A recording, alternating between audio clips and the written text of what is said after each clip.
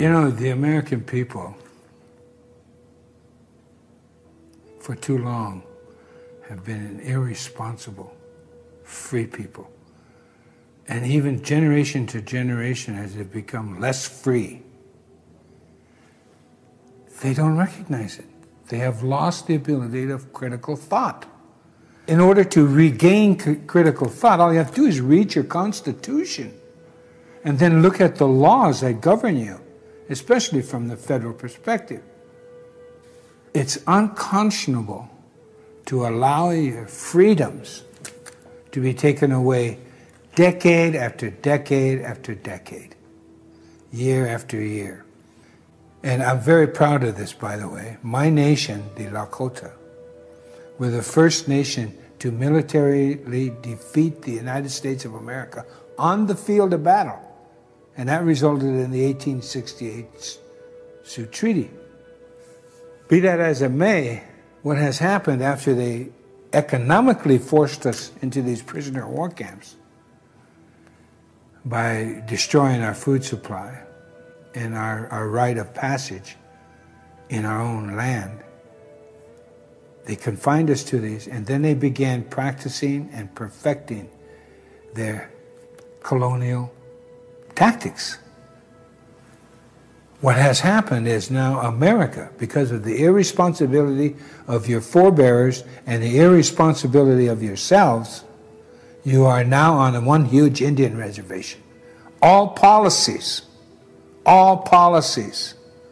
were bred and born and birthed on an Indian reservation and then exported to the world, and now comes back on the backs of the American people.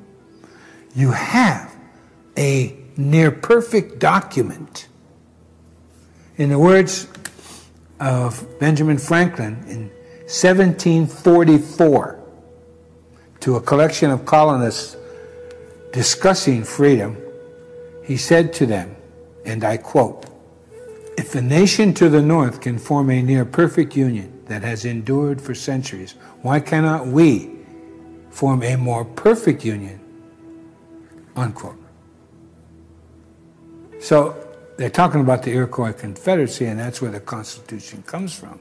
Because in 1988, on the eve of the 200-year anniversary of the Constitution, it was a unanimous thank you by the Congress of the United States. They sent in writing to the Six Nations Iroquois Confederacy, thanking them for their input into the Constitution and the formation of the United States of America. So you see, the Constitution is Indian law, and that's why I love it. You know, beginning in the 1840s, they start stripping away your freedoms by developing the corporation. You know, a piece of paper. And then in the 1870s, of course, during Lincoln, when they declared martial law, and even after they ceased civil war, martial law continued on for another 3 or 4 years when it was no need to. But in the 1870s, that's when Congress started giving the banks the right to rule.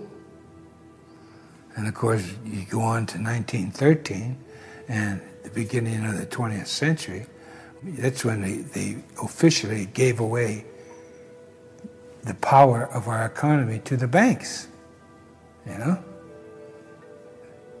They can print the money for us. According to our Constitution, the people should never allow their money to be printed by someone else. Hello? So the history of the Indian and the history of the American have now come full circle and were intertwined in the dictatorial policies of those that control the monetary system of America. And they have done such a bad job of it that they're destroying themselves. It's ludicrous at best. Welcome to the reservation. With the reason we've become just so materially minded is because Americans don't have a culture. They left their cultures behind. And you see, culture is about values. And if you have value, you have culture.